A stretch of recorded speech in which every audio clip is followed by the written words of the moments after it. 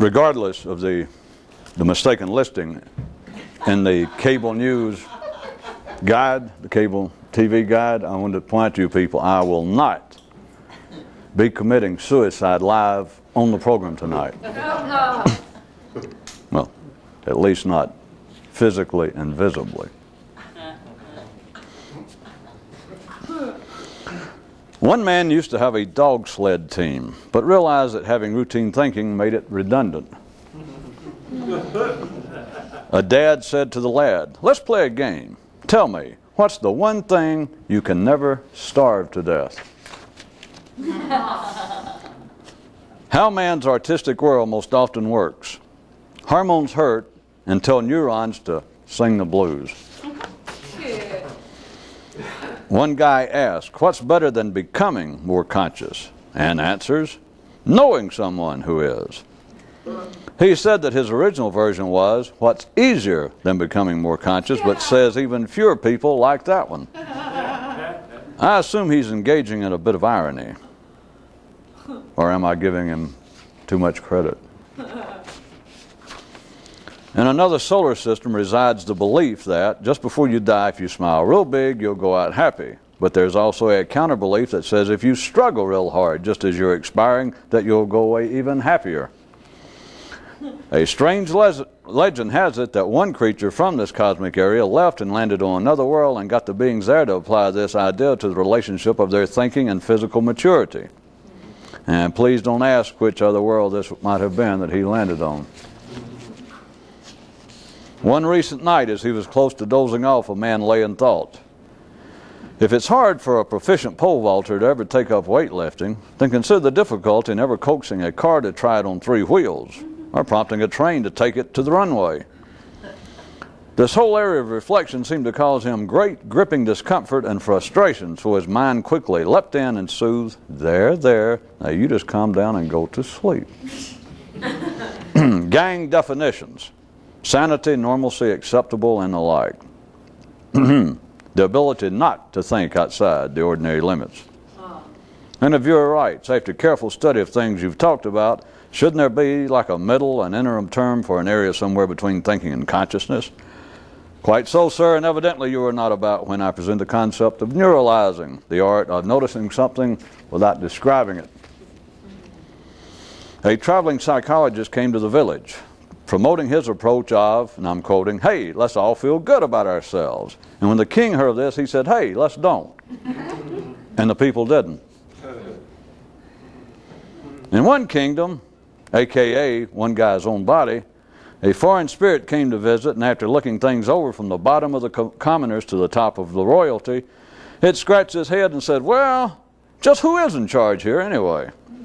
But alas, this is a trick legend in that men cannot normally do this to themselves.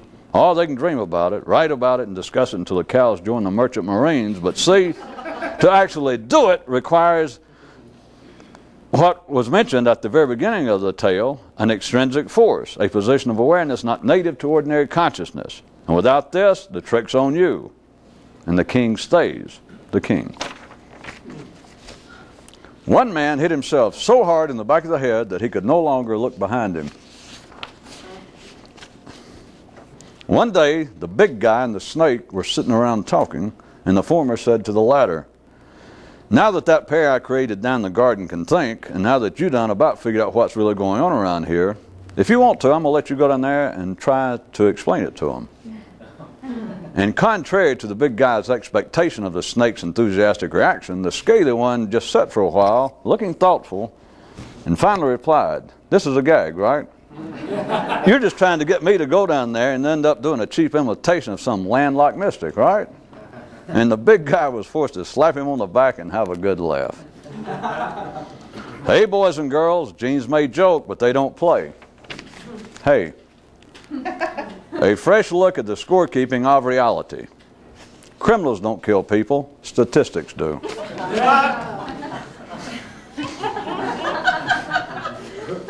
The logic of it explained once more. You can't be conscious of consciousness unless you think. And once you do think, ordinarily speaking, the act itself then forever limits consciousness. And a healthy-looking, sweaty kid with a cortical Nordic track asked, so what can a poor boy do? And the salesman replied, okay, if I said think about it, you'd know what I meant, right? And the lad agreed, and the man continued, then think about it, and every time you realize that you are, go beyond it. And the kid took off running. Time for a pop quiz. What's the difference between a salesman and a mystic? Answer, everything in the world. Then another youngster suddenly popped up and thought, in that case, then how are you ever going to find a place to purchase transcendental data? Come on, let's all run. The speaker on the corner proclaimed, only men with an extraordinary range and flexibility of awareness can mentally encompass the extremities of opposing ideas, dreams, and proposals. But a chap in the crowd stepped forward and countered, oh yeah, then how about men with silly putty for brains? And the rest of the crowd chimed in, yeah. The editor of the publishing house, who was actually the king in disguise, said to the aspiring author, I don't care what you call it, fiction is still fiction. Now get out of here and let me sleep. Two cats were talking, and one of them said, how could you identify a really bad case of fleas? No one asked how. And the first one replied, when the spraying for them itself kills you. The second feline mulled on this notion for a while, then thought, if Aesop were still alive and I believed in him, I'd be tempted to allegorize this into application regarding the relationship between humans' condition of consciousness and their thinking. A dad asked his lad, do you realize that man's the only creature that doesn't bite or scratch his primary irritants off himself?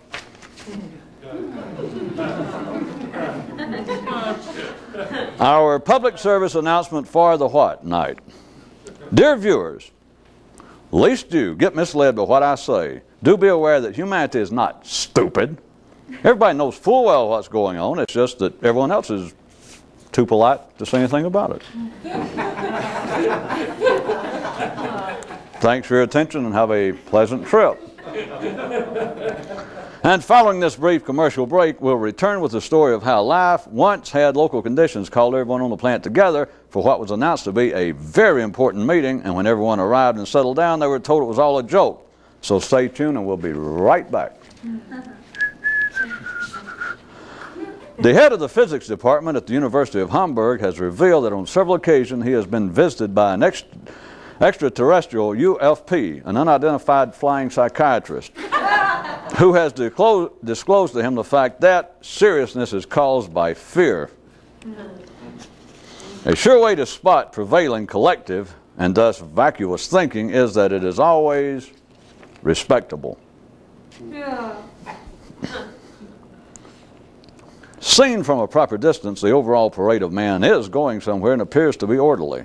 But this can't stop a few from internally having a bit of individual sport. Although it's never been done before, I see no reason why you couldn't, in passing, reverse the normal course of the game and claim that life purposefully made so many ordinary minimum conscious men so that it wouldn't be so likely to give a disturbing amount of attention to its favored few struggling for more. Huh? How about that? Usually it's the mystics that seem to get the short end in verbal comparisons such as this. Hey, why not a break for them for a change? This one planet, in gratitude to the man who had saved its summer home from a mortgage foreclosure, offered him his choice of rewards. He could go to this other world and either help the creatures there or entertain them. And he, being no dumb off-the-rack hand puppet, leapt not too hastily as he paused and pondered, didn't a certain reptile recently almost fall for that same gag? One man thought, the unique thing about drugs that I really like is that they help me to talk to myself better.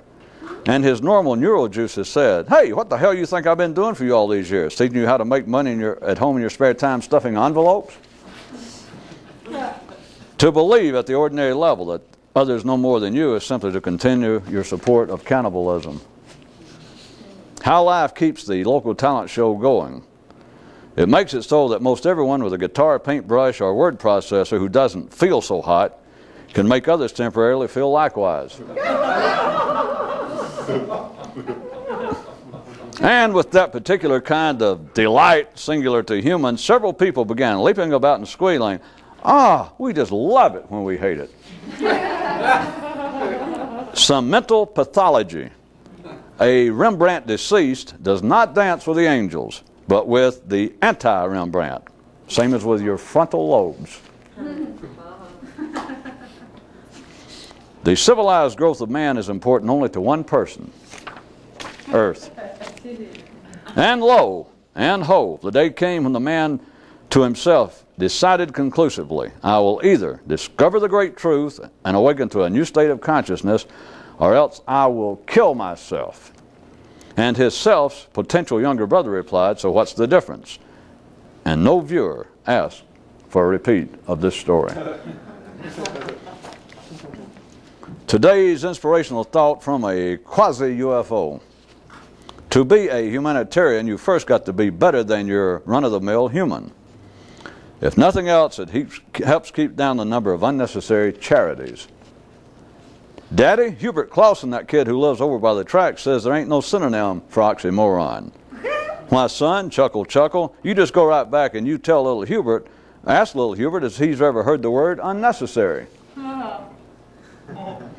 Sometime later that day, one of the faux fellows on the saucer rubbed one of his 14 chins and mused, even given the fact that it's humans doing it, still, what in the world does the notion of necessary have to do with consciousness?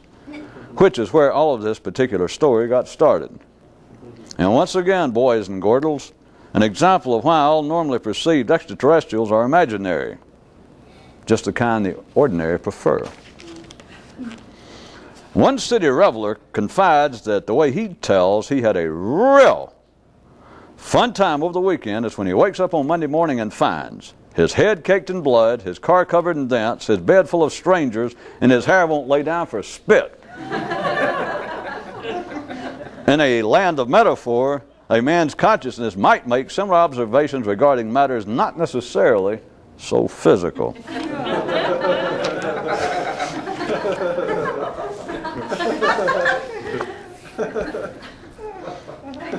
Our new myth for the day. Once a time, long ago and far from certain, on another world, a certain man found a certain rock that everyone had been searching for. And the first time round, he ran back to them and proclaimed his discovery. Second version. Since that one didn't work, next time after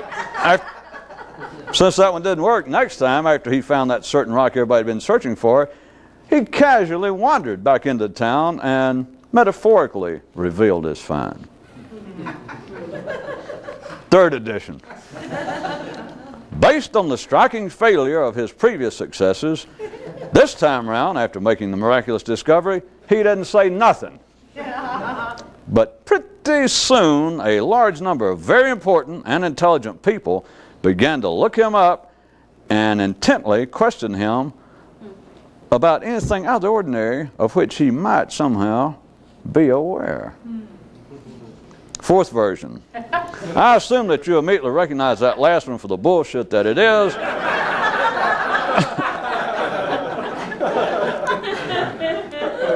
And now probably care very little to hear me comment any further on the subject.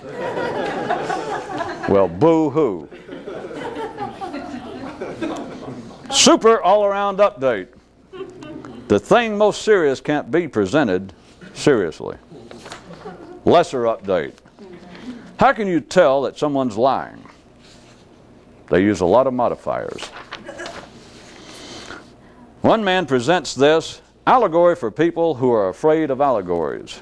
He says he offers it up in the good spirit of not personally liking people who are afraid of allegories. And it goes like this. People with savings accounts are afraid of death. He assures me that he has an even harsher version, but from the goodness of his heart, he'll refrain from revealing it at this time. After reading extensively about mysticism, transcendental thought, and the like, one man paused to finally muse. Just what is the difference between the great liberating experience and the erasing of a blackboard? Be sure and stay tuned in the next half hour where we bring you the latest scores. One man adopted the motto, waste not, want not, while his brother forged ahead to want not, want not.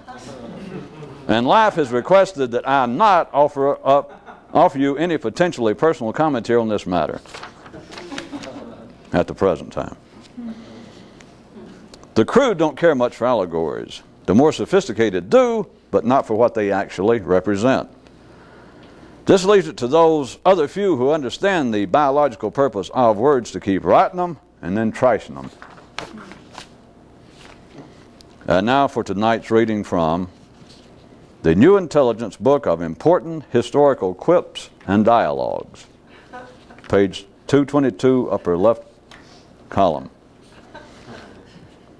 This one's a dialogue. Being alive is no laughing matter. You can say that again.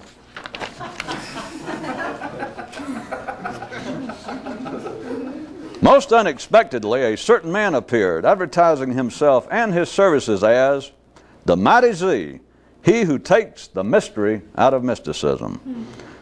Need I comment to you on his glaring lack of local success? You can say that again.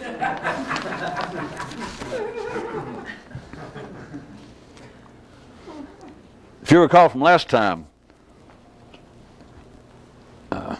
mentioning again my continuing use of things being obvious and etc., and that there was a kind of obviousness known to ordinary people, and for fun I described it as being meaninglessly obvious.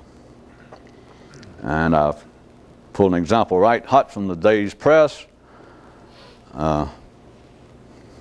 Great worthwhile advice over how people who are engaged in some form of exercise or even outside working in the yard, any sort of physical exercise, that the main thing to do, you can read books, you can take courses from the Red Cross, all sorts of things, but the main thing they have finally figured out to do is listen to your body.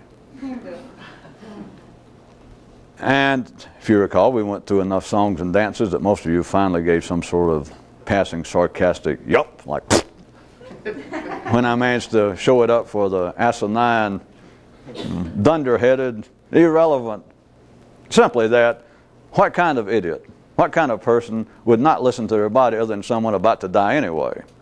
Who wants to say somebody's about to die? Especially somebody that's stupid.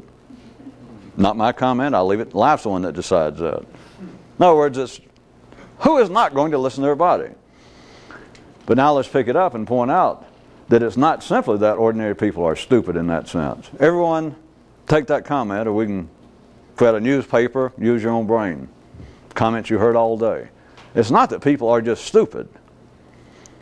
People know that that is meaninglessly obvious. They know it even as when they hear it. Back to my little picture of a man sitting there listening to Dr. So-and-so on the news, and he gives this whole build-up and his credentials and all the background, the research that went into this, and he flashes a big old paper here from Harvard. And you see the news anchor looks up at the clock, and he can tell, and he said, well, like in 15 seconds, can you sort of clarify the matter for us in just a few words? And he says, well, yes. Listen to your body. And here it is, you see a guy sitting there, honey, where's a pen? And he wants to write this down. And you make it sound silly, but now here's the thing. They know it's silly. They know it's meaningless, even as they write it down, even as they scurry about, stubbing their toe, looking for a pen and pencil to write this down before they forget it. All 4 words. Everyone knows that how obvious it is. They know that having it pointed out is meaningless. They know the truth of it. But they got to play along with it. That's another uncomfortable way, probably to some, to look at what this kind of activity, the great historical search for the liberating secret truth, is that, see, everybody knows that, and they play along with it. Some people won't. They're normally, at least amongst themselves and their would-be followers, they are accommodating garb, pictured as being these otherworldly people almost floating off the ground as they sit in these strange positions with these strange robes on and these strange piles of literature and these strange, at least hinted at, rituals and mystics, traditions. But what if the reasonable description insofar as the divide between everyone else and the, let's just call them the mystics again, without it being insulting to start with. What if it is that here it is, all of the asininity, the stupidity in life, those dealing with the meaninglessly obvious, those who would take the test of the 10 important questions to find out whether you are indeed an alcoholic, a psychotic, people who will go to a 12, or people who will go to counseling to find out if they actually beat their wife or husband. All of these things that we've already been through, it's really no sarcasm. It's just, notice that I keep backing up and saying, well, now don't take it as being a smart-ass comment, and notice the way you laugh at it, and you can go, well, it is. Once you point it out that way, it is sarcastic. It is dumb. But then you've got to realize in a quite serious way, not just speaking linguistically, that there is something normally unnoticed afoot about human language. Because once you understand that, you know that it's not a sarcastic comment, you know that it's not critical, and yet there is no other word for it. When you point out, and when you see yourself, if you were just sitting there, I don't mean it's dependent upon me doing, but if you were sitting there and you saw that sort of thing, the Prime Minister shows up on TV, let's say, somewhere, or a leading expert in psychology, sociology, health, economics, the weather, art, all of the great pillars of civilization. And the guy says, well, here's the most important thing, or if you ever decide to start collecting art, here's the most important thing. And whatever he says, buy what you like. How about that? Now, if you're not actually going into it as a real investment, if you're not looking at it as being an economic investment, here's my advice. Now, we have this research that we've done here at the University of Southern California Art Department. Oh, could you wrap it up for us real quick? Well, all right. Buy what you like. 4 words again, and people rush. People who are getting just enough money as they've been thinking about buying some art to impress their neighbors or to find a new hobby. Buy what you like. Honey, where's the pen again? Buy what you like. I'm just trying to figure out something you think, geez, that's dumb. Or how to stop drinking. How to stop smoking. Can you sum up your research in 4 words or less? Well, we've had two. This I'm doing the anchor man. We've had a man here from Harvard, from sports medicine, and we have lately had a man from the University of Southern California, the art department, and they were able to condense all their great research into 4 words. Can you do it? About how to stop smoking, how to stop beating your wife? Yes, I can beat that. I can top them. I can do it in 1. Stop! Honey, where's the pen again? It all sounds silly. But what if the distinction is, it is not silly because everyone does it. No one else points it out. And it's not just that no one ever thought about it. Oh, they think about it, but they don't realize they think about it. It would serve no purpose. In a sense, everyone knows that what is pointed out is advice. What is given as apparently meaningful direction, support, and all the things singular to humans. Remember, we're not talking about just we're beyond the bio survival level. In that, again, if you're saying no one, you do not have to go seek advice. What should I do? I seem to be starving to death and I perhaps need professional help. The man says, well, come back Tuesday and let me study the matter. And you go back Tuesday and he says, why don't you try eating some food? Nobody seeks advice like that if you're even as sane as a gopher detective. But everyone else, I've pulled it twice and no one seems to really grasp, or you don't show any sign about the thing about describing how you know you're civilized, how you know you're sane, is that you believe that others know more than you. I'll admit, I could have doctored it up and probably slid it in, tried to make it sound more esoteric, but that's exactly what it is. And it may be so obvious, it may be so point blank that maybe you hear it and you think you're missing it, because everyone believes. In fact, ordinary people would probably dispute the word believe. They'd say, no, not believe. There's no doubt other people know more than I do. Now remember, we're talking about secondary matters. And you got to remember, we're talking about matters that men made up. It is all just this floating city. If you imagine some of Paul Klay's work or Finninger, for you art lovers, brought to real life, and it just kind of floats around. It's with us always. Not unlike underarm odor, but in taxes. But it's with us, it's always floating there. But in the sense that it is not absolutely necessary for survival, it is invented. That's not a critical comment. It is invented. It is not stable. There is nothing permanent, and there is nothing, in that sense, necessary about it. If there was anything specifically necessary, then taste would not change in man's civilized world, in the secondary world. And things do change. They either change or they disappear. If there would be any common description, any common modifier to all things civilized that would distinguish them from things primary and absolutely necessary for survival, it would be that all secondary things are changeable. They are malleable, they are fashionable.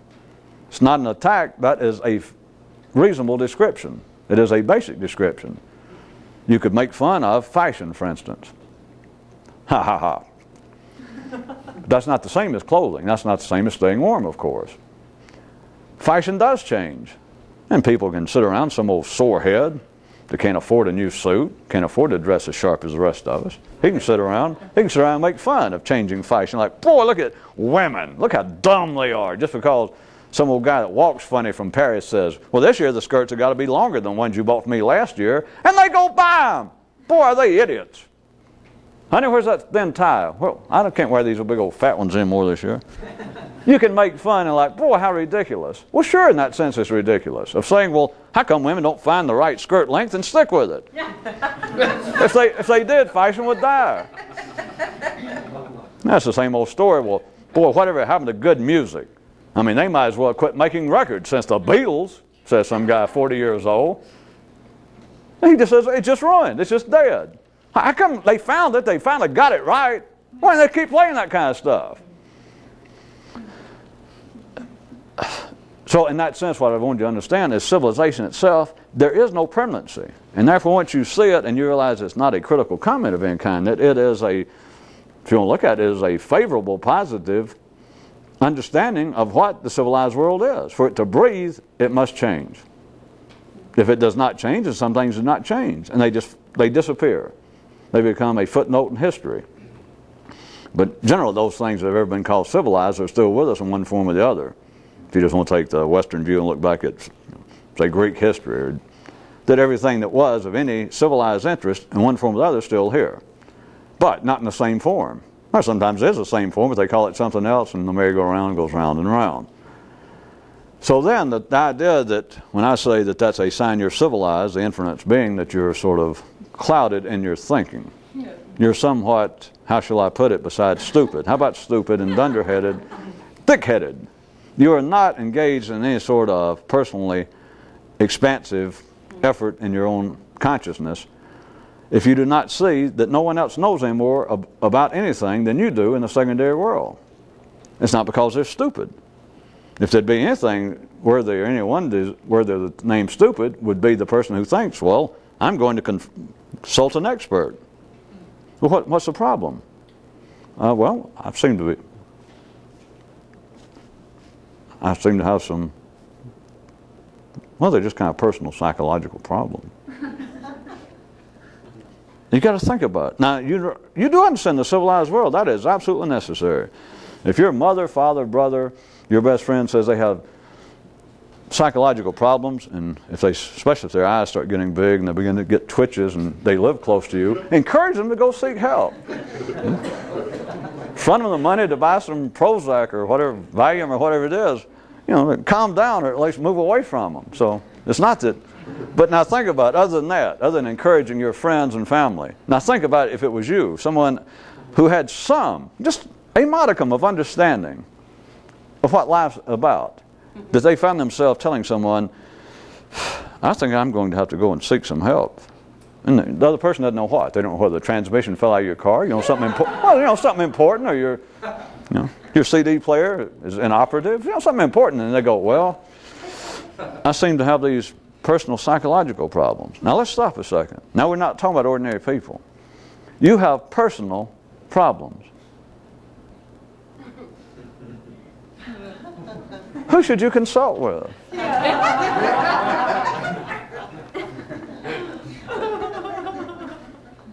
Perhaps now some of you, 2 or 3 nights ago, there was one that went something like, people who claim they have mental problems, they don't even have a mental yet worthy of a real problem. That is, people who think, and of course they're serious and sincere, they're just part of the ordinary running of the general parade, who say, I have personal problems. I need help. You understand, if everyone in the world, I'll put it to you contrary, if all ordinary people, that some smart ass like me stood up and got the world's attention, holler, wait a minute, anytime you feel like you've got a personal problem, and we're talking about invisible, civilized, problems unique to man, not that your transmission fell out, not that you broke your foot, which that's probably worth $10 to have a doctor set your foot, unless you enjoy inflicting that kind of pain on yourself, putting the bone back together. So at any rate, other than that, personal problems. If I suddenly made the whole world go, you're right, when I said, think about it, you're going to sit somewhere and you turn and you say, some of my personal problems, I believe, are getting so strong, I'm going to have to go get professional help. I'm going to have to go get somebody else to help me with my personal problem. And I made them suddenly realize, doesn't that strike you as kind of, and they holler, stupid, yes, that you're going to go get somebody, a stranger. Of course, a stranger with a nice suit, fancy office, 2 or 3 secretaries, 15-day billing cycle, diplomas on the wall. But you're going to go get a stranger, a professionally trained stranger, which is a whole other degree that you don't, but a professionally trained stranger to help you with your personal problem. It is so obvious that it's meaninglessly obvious to them. Because if they did see it that way, all I would have done is shoot the whole civilized world right in the middle of the wild duck. It'd just blow up if everybody went, well, you're right. And all that would happen is this kind of sort of floating, invisible, civilized feast that we carry around in our heads, not just in our heads, but around in our collective heads, just there, it would suddenly go.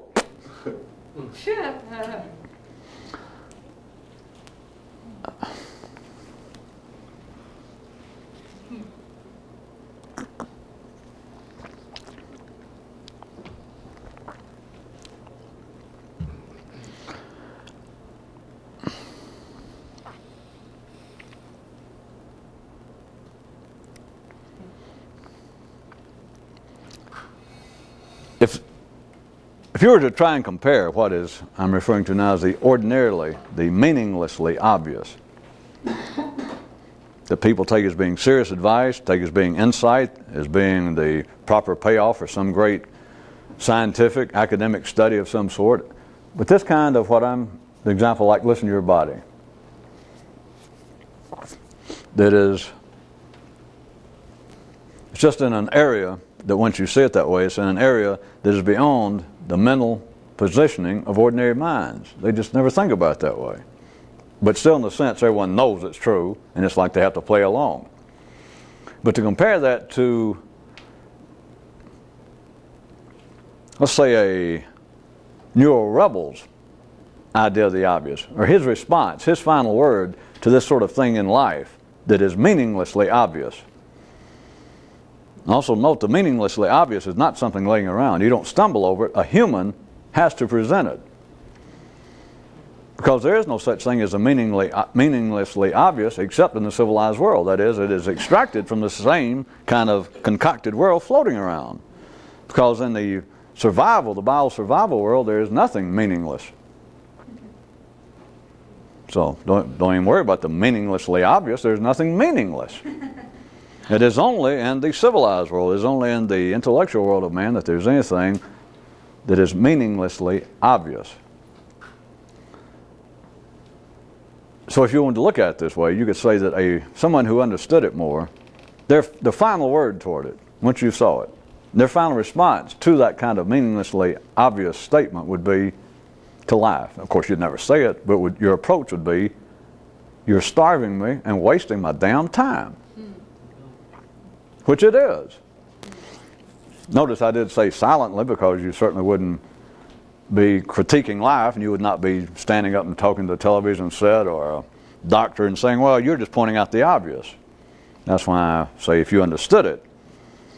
Because if you understood, you understand there is nothing to comment about, there's nothing to criticize, but your operational response would be, you understand, this would starve me. This is a waste of my time. There's nothing to argue with. There's nothing to criticize. It just seems to be of some more importance. If you had somebody making fun of fashion, like I did. That's an easy shot. People would take that, ordinary minds, civilized, sane, educated minds would take that as being a completely different area than criticizing, let's say, and I'll just give you a quick little range, just picking on one, they would criticizing one religion over another, comparing political systems favorably or unfavorably. To say, well, it is important whether you're either a Christian or a Jew or a believer or a non-believer, or whether you're in favor of democratic representative governments or you would just as soon be living under a tyranny.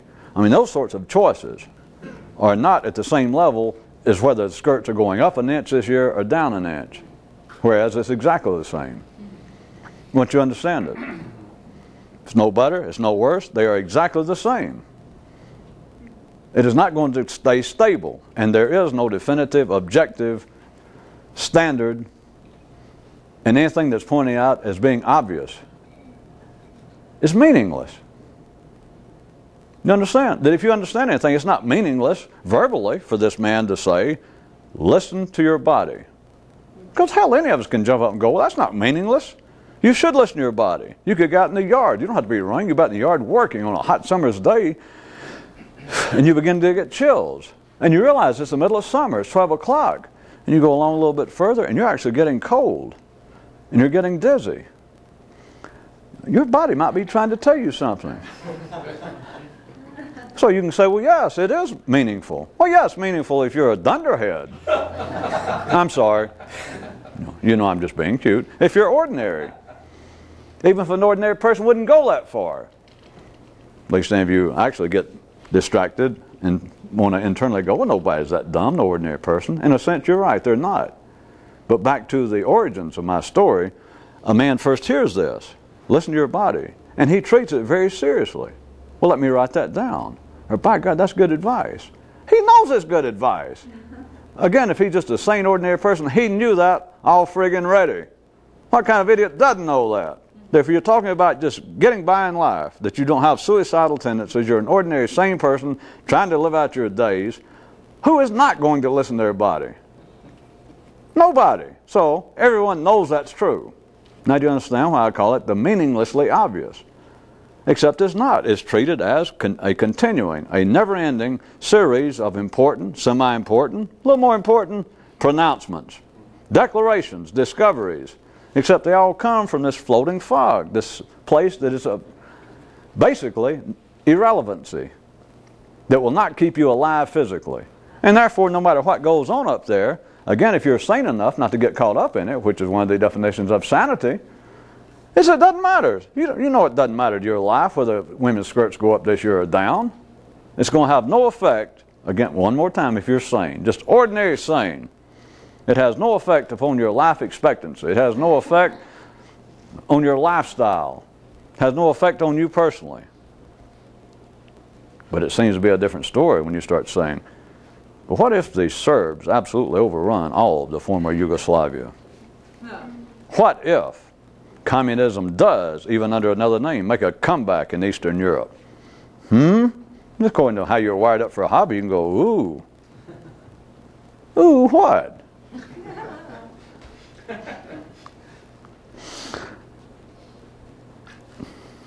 How about a real jumping off point? After I tried to give you that distinction, you understand an ordinary view, non-verbal, non-responsive externally, once you understand it.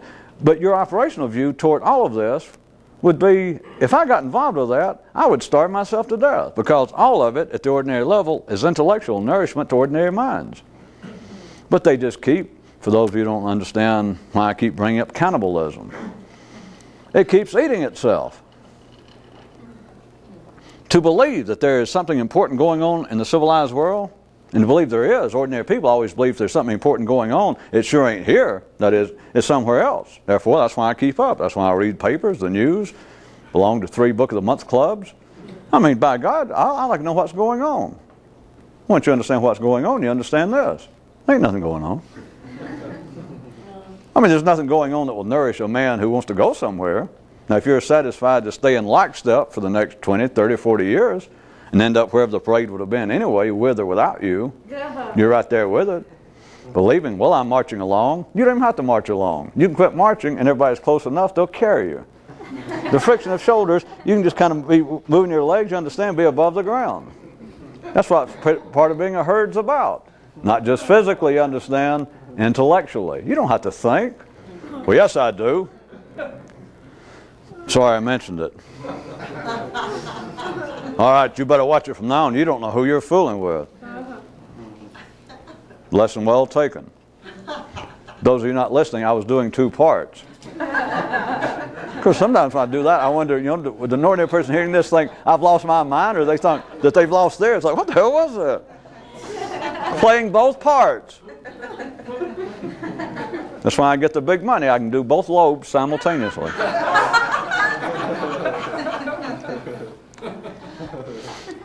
You understand the operational distinction I was trying to say is what everyone else finds, necessarily so, properly so, that they find to be of continuing interest and importance. The changes in man's civilized world, once you understand what it is, it's neither good nor bad, it's this. Your operational response then, your final word is, if I put up with this, I'd starve to death. You're wasting my time. Of course, I'm saying you're. It's a waste of time. That you would starve. If you are trying to do something extraordinary with your own intellect, anything going on out in the civilized world, it's empty calories. For those of you health fiends, it's worse than white sugar. It's like fake white sugar. I don't know. It's devoid of nourishment. It can be a hobby if you've got nothing else to do. Pick up a paper, turn on TV. There's nothing wrong with it. But to believe that there's something out there worthwhile is idiocy. It is that you're eating junk food the rest of your life. Everyone else lives on it. They're supposed to. You can't. There's nothing wrong with it. But that is, once you understand it, then you realize, well, Jesus, no wonder I've been reading books all my life and keeping up and taking, I always took religion and I took all this important, as, being of some importance. And you realize, I've been tricked. If you won't call it that, if that makes you feel better. You realize, I've been eating junk food. No wonder I didn't get nourished. I was trying to eat the wrong thing. It's true. Well, I was going to make it even, perhaps some of you, even curiouser, with no apologies to Lewis Carroll. He's dead, he can't sue. Curiouser.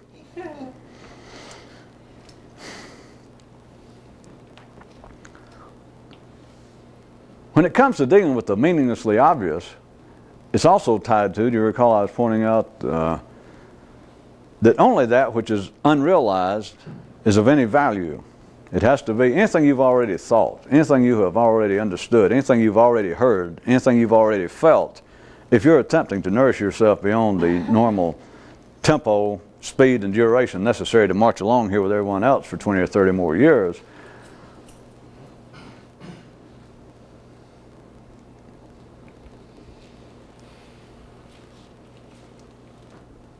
you have got to get beyond anything that has been realized in the widest possible sense. I was going to give you an example that, after all this build-up, that may get somebody's attention, because it's in direct conflict, flies in the face of all, at least in the Western world, of 2,000 years of revered, historical, philosophical wisdom.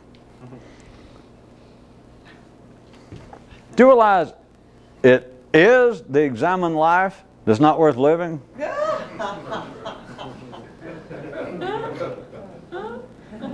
They had it backwards. That is one of the cornerstones. I'm giving back the credit to Plato and his recollections of the Muses in the temple and Socrates, and there's versions of it on the other side of the world, contemporaneous, as a matter of fact, with that historical time frame that a life, well, the ancient line, the revered line is, the unexamined life is not worth living.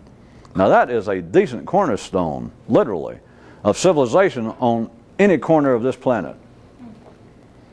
It fits all philosophy. It will segue into any religion, conventional wisdom, the morality that would seem to hold together a decent, safe society, is you can always use it. You can appeal to it like on a moral basis. how can we describe that people will still, this day and time, whether we're talking about 600 BC Athens or whether we're talking about 1994 Chicago, and you say, how can people shoot one another and kill one another over no reason, just because they were insulted or whatever, they bumped into one another in their cars? You can explain all sorts of ways. You can try psychological explanations, sociological comments on their background, but you can also add this, it always will fit. As you can say, well, in a sense, people should be more philosophical. That this sort of thing could not happen if a reasonable person, an intelligent man, would simply reflect on what his life is, and he would examine what his feelings are and the way he reacts and how other people. In other words, a man who had lived a life, examining himself, would not shoot somebody over something like that. And all other civilized minds that would hear that would go, that's true. And that properly. The whole herd around that heard that would go, mm-hmm. So, there you are. It's an accepted, beautiful piece of wisdom. You should wish that you own the royalties, the copyright to that, you could retire. Yeah. But I put it to you another way. When you get past that level, contraire. It is the examined life that's not worth living. But then you've got to understand what the examined life is. That is, you relive, you rethink, you refeel the same life over and over and over and over and over and over and over again. And it passes for being of obvious benefit. Now, of course, it's a good thing that I'm not there to point out, well, yeah, meaninglessly obvious. Think about it. We got to jump real fast now away from the reasonable, sane, logical, fancy leather, expensive couches of psychiatrists on Fifth Avenue, from the beautiful interiors of the world's leading churches and temples. And to think about this, what is considered one of the proofs of a person's civility, sophistication? Part of it is they seem to have some self-knowledge. They don't have to major in philosophy, and they don't ever have to use the term, they don't ever have to say, well, an unexamined life's not worth living. But what is a visible, verbal proof nowadays, all over this planet, of a person attempting to live a more sophisticated, a more enlightened life? Self-reflection, no matter what it's called. Self-confession. Get on a TV talk show. Get on some, spill your guts, make up something. I'm not sure whether I was abused as a child, but there is this thing about suppressed memories, and I have so little. It's just almost nothing, which according to one doctor I saw, says that is almost proof positive that I was abused, or else I would remember something. And so I'm working on it. I think about it a lot. Now I know, I can always evidently get Snickers out of you, but you know that is not far removed from today's reality. And today not being the key modifier, it doesn't mean that things are downhill, but it has always been. Or the other one that I haven't used in a while, telling what kind of guy you are. You don't know what that entails. I'm afraid some of you, when I kept beating you with it, it's the same thing. How about people who will, and everyone's doing it, but it is, all you got to do is turn up the temperature a little bit, and it's proof beyond just ordinary people standing around and talking about them. Ordinary guys standing around a bar, some cheap bar, and somebody says, did you buy a new Camaro? Another guy says, I wouldn't fool with a GM car. I'm a Ford man. That sounds like, well, it's meaningless. Just a bunch of cheap drunks, and what the hell, who cares? What's a Ford man? Hey, I'm not the kind of guy that would drive a GM car. Maybe just you women. Maybe to nobody it means anything nowadays. At one time, back when men were men, that was important shit. All right, if it wasn't that, what I want you to understand is, all right, let's go back and blame it on other people. Here it is. They're interviewing somebody important. A man who just won a Nobel Prize in physics and literature, a famous author, a congressman, the prime minister of some foreign country, a dignitary. And they'll be talking about what appears to be, they start with some kind of world-shaking events like, well, I see that you're about to sign some kind of great treaty with your neighbors with whom you've been in conflict, or that you have won this great prize, or you now have this new idea, or this new theory that may finally bring about low-cost fusion that everybody can do in their own bedroom.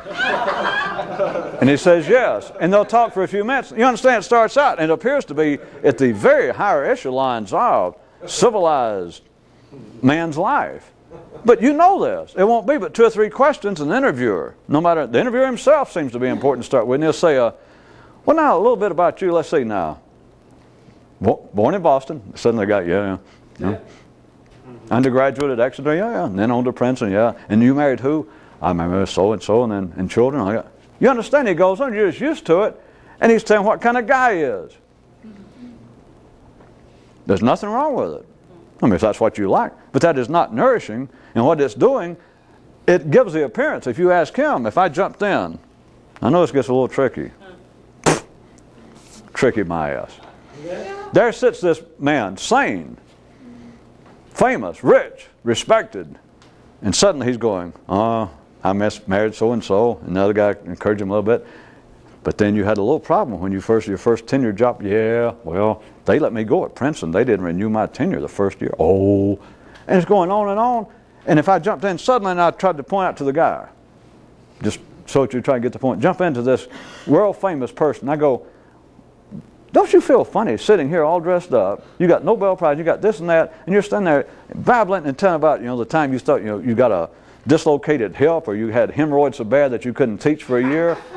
I mean, don't you feel, not embarrassed, but just don't you feel like that's kind of unworthy, or that's kind of, don't you feel insulted for you to do it? Not by them asking, but for you to do it? And they would go, well, no. Now, do you understand? And they'd be correct, because what are they showing? They're saying, well, I used to be ashamed of parts of my life. I'm just starting to make up all sorts of ways they could go with this. But what they're going to start doing is pointing out the very thing that, hey, I have devoted not just my life to trying to win prizes, and not just teaching, and not just physics, as much as I love the field, and my family. I have spent much time reflecting on what my own life is and what it represents. Now there's a man to be dealt with. We're not talking about just a man, just a walking brain that won a prize. We're talking about now about a man of depth, because he is saying he has lived a life examined. And what did it bring him to? Have you ever heard the word, can I turn it into a verb? What would be the verbalization of parrot? No. How about yammering? He has, you catch, I'm jumping back and forth, of course, trying to get you to see a certain kind of humor, the unexpectedness of it, but then the reality. Remember, these people are not stupid. These are the people holding the world together. God, I wish I hadn't said that. No. Well, that was the one piece of humor for the night, the intentional piece of humor. Anyone, I just tried to bring up an extreme example, or what sounded like a more important example, but every time you talk about yourself, which is, for those of you that remember it, is the basis, the unrecognized basis of all religions and philosophical systems always having a bad word, or a good word for humility, and that you ought to try to hold down the bragging. They don't know why. They say, well, God didn't want you to brag. Well, that makes a lot of sense. They don't understand what they're getting at is the point that when you tell what kind of guy you are, in case life actually cared about you individually, if it had some hope in you, what you're doing is you're expressing that, yes, I've examined my life, I've reflected a lot, I've never gotten that strange kind of Eastern meditation, I never joined some kind of group, but I'm going to tell you what, I have spent many an hour in my office after class, in the lab itself, and sometimes I'd get me a cup of coffee and I'd forget all about the world of subatomic physics, and I would simply look out and think to myself, Herb, what kind of guy are you? And I'd think, well, here I am, I got laid out for a year for that bad case of hemorrhoids, which was embarrassing, but hey, I got to face up to it, and my first wife left me, just because we didn't have sex for 3 years, and I don't know what. Anyway, it's like, I'm so insightful, I am so strong morally and spiritually and philosophically, that I can bear up to the horrible truth. You understand that passes all across the board, all throughout history, all parts of this planet, regardless of culture, race, nationality. It passes for out of the ordinary, depth of perception, sensitivity. What? Tell you what kind of guy I am. Well, is it going to be something new? And their feeling would be, well, what do you mean new? It took me all my life to come up with this. They came up with that 50 years ago. Consider, if you followed into that, if I just left it for the night, which will work out just right, if I was going to give again the comparison, that here's another way to distinguish between the best the world has to offer in thought. And I'll accept it, wherever it is. The world's greatest philosophers, religious thinkers, scientists, that they would, at least when you get away from the actual technical side of the intellectual world of man, I'm sure that the whole world I could get to agree that the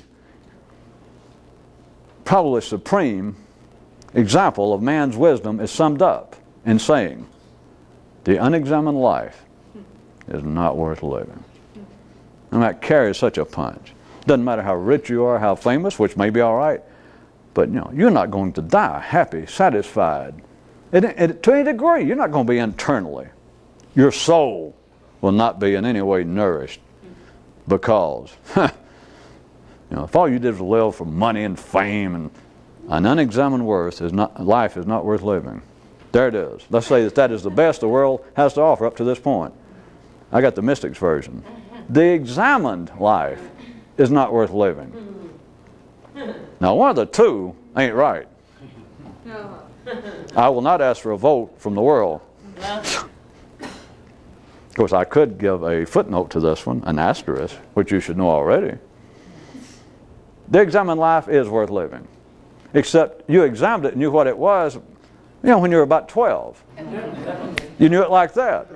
Or if you really, those of you who are really getting good, you knew it long before that. You knew it right after birth when life looked you dead in the eye and you went, and you blinked. Then you knew. Since then, it has been living reincarnation. It is that if you did have a potentially nourishable part in your brain would be telling you, enough already, you're starving me to death with this shit. You know, don't keep telling me what kind of guy you are. I know what kind of guy you are. The examined life is not worth living. Because you already examined it. There's not enough to examine. Are you going to go on, or are you going to be carried along in the parade and your little feet off the ground and going, well, doing fine thus far, yeah? You and every other cow.